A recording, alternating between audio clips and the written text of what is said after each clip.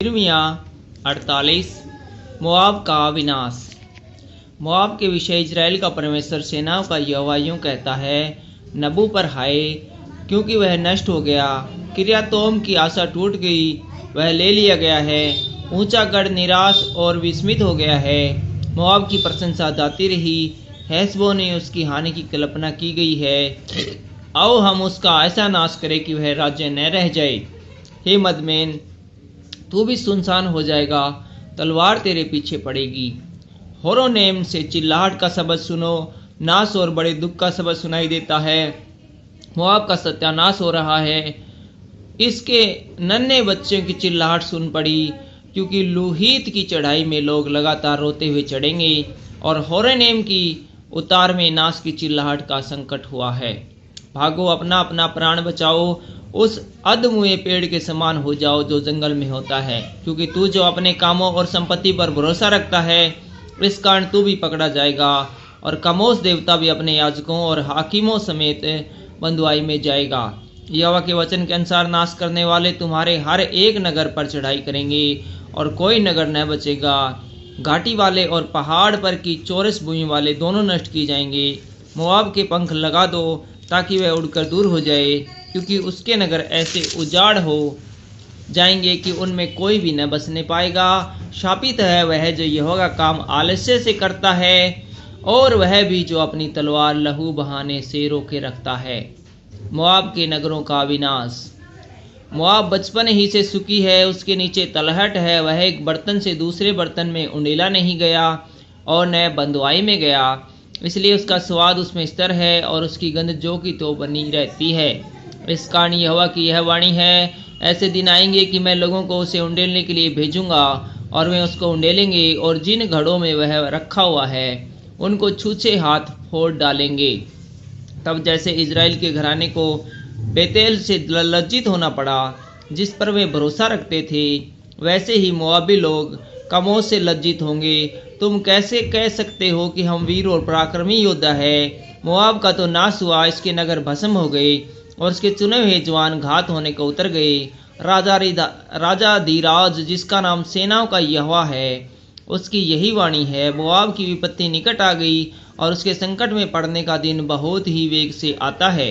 उसके आसपास के सब रहने वालों और उसकी कीर्ति के सब जानने वालों, उसके लिए विलाप करो, कहो हाय, वह मजबूत सोंटा और सुंदर छड़ी कैसे टूट गई है। हे दीबोन की रहने वाली, तू अपना वैभव छोड़कर प्यासी बैठी रह, क्योंकि मोआब का नाश करने वालों ने तुझ पर चढ़ाई करके तेरे गढ़ों का नाश किया है। हे रोएर की रहने वाली, तू मार्गों में खड़ी होकर ताकती रह, जो भागता है उससे और जो बच निकलती है उससे पूछ कि क्या हुआ है। मोआब की आशा टूटेगी, वह विस्मित हो गया। तुम हाय हाय करो और चिल्लाओ, अर्नोन में भी यह बताओ कि मोआब नष्ट हुआ है। चौरस भूमि के देश में होलोन, यहसा, मेपात, दीबोन, नबो, बेत बिदलातेम और किर्यातेम, बेत गामूल, बेत मोन और कियातोत बोशरा, और क्या दूर क्या निकट मोआब देश के सारे नगरों में दंड की आज्ञा पूरी हुई है। यहोवा की यह वाणी है, मोआब का सींग कट गया और भुजा टूट गई है। मोआब का घमंड चूर किया जाएगा। उसको मतवाला करो, क्योंकि उसने यहोवा के विरुद्ध बड़ाई मारी है। इसलिए मोआब अपनी छांट में लौटेगा और ठट्ठों में उड़ाया जाएगा। क्या तू भी इजराइल को ठट्ठों में नहीं उड़ाया? क्या तूने भी इजराइल को ठट्ठों में नहीं उड़ाया? क्या वह चोरों के बीच पकड़ा गया था कि जब तू उसकी चर्चा करता तब तू सिर हिलाता था? हे मोआब के रहने वालों, अपने अपने नगर को छोड़कर चट्टानों की दरार में जा बसो। उस पंडुकी के समान हो जो गुफा के मुंह की एक और घोंसला बनाती हो। हमने मोआब के गर्व के विषय में सुना है कि वह अत्यंत अभिमानी है। उसका गर्व, अभिमान और अहंकार और उसका मन फूलना प्रसिद्ध है।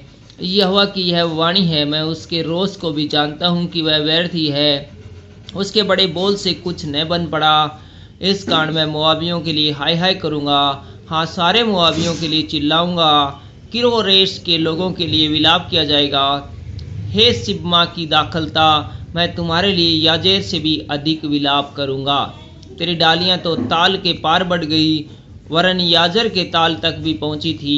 पर नाश करने वाला तेरे धूप काल के फलों पर और तोड़ी हुई दाखलता पर भी टूट पड़ा है। फल वाली बारियों से और मोआब के देश से आनंद और मगन होना उठ गया है। मैंने ऐसा किया कि दाखरस के कुंडों में कुछ दाख मधु न रहा। लोग फिर ललकारते हुए दाख न रोंदेंगे। जो ललकार होने वाली है वह अब नहीं होगी। होशबेन की चिल्लाहट सुनकर लोग एलाले और यहस तक और शोआर से हेशरोन और एगलतशिया तक भी चिल्लाते हुए भागे चले गए हैं, क्योंकि निमीर का जल भी सूख गया है। यहोवा की यह वाणी है कि मैं ऊंचे स्थान पर चढ़ावा चढ़ाना और देवताओं के लिए धूप जलाना दोनों को मोआब में बंद कर दूंगा।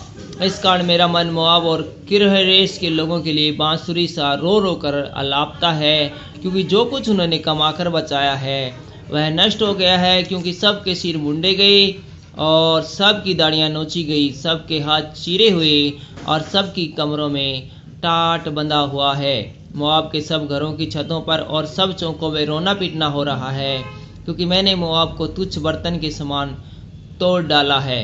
यहोवा की यह वाणी है, मोआब कैसे विस्मित हो गया। हाय हाय करो, क्योंकि उसने कैसे लज्जित होकर पीठ फेरी है। इस प्रकार मोआब के चारों ओर के सब रहने वाले उसका ठट्ठा करेंगे और विस्मित हो जाएंगे। मोआब का कोई बचाव नहीं, क्योंकि यहोवा यूं कहता है, देखो वह उकाब सा उड़ेगा और मोआब के ऊपर अपने पंख फैलाएगा। करियोत ले लिया गया और गढ़ वाले नगर दूसरों के वश में पड़ गई। उस दिन मोआबी वीरों के मन जच्चा इस तरीके से हो जाएंगे और मोआब ऐसा तितर बितर हो जाएगा कि उसका दल टूट जाएगा, क्योंकि उसने यहोवा के विरुद्ध बड़ाई मारी है। यहोवा की यह भी वाणी है कि मोआब के रहने वाले तेरे लिए भय और गड्ढा और फंदे ठहराए गए हैं। जो कोई भय से भागे वह गड्ढे में गिरेगा और जो कोई गड्ढे में से निकले वह फंदे में फंसेगा, क्योंकि मैं मोआब के दंड का दिन उस पर ले आऊँगा। यहोवा की यही वाणी है। जो भागे हुए हैं वह हेशबोन में शरण लेकर खड़े हो गए हैं, परंतु हेशबोन से आग और सिहोन के बीच से लो निकली, जिससे मोआब देश के कोने और बलवैयों के चोंडे भस्म हो गए हैं। हे मोआब, तुझ पर हाय, कमोस की प्रजा नष्ट हो गई, क्योंकि तेरे स्त्री पुरुष दोनों बंधुआई में गए हैं। तो भी यहोवा की यह वाणी है कि अंत के दिनों में मैं मोआब को बंधुआई से लौटा ले आऊँगा। मोआब के दंड का वचन यहीं तक हुआ। Thank you.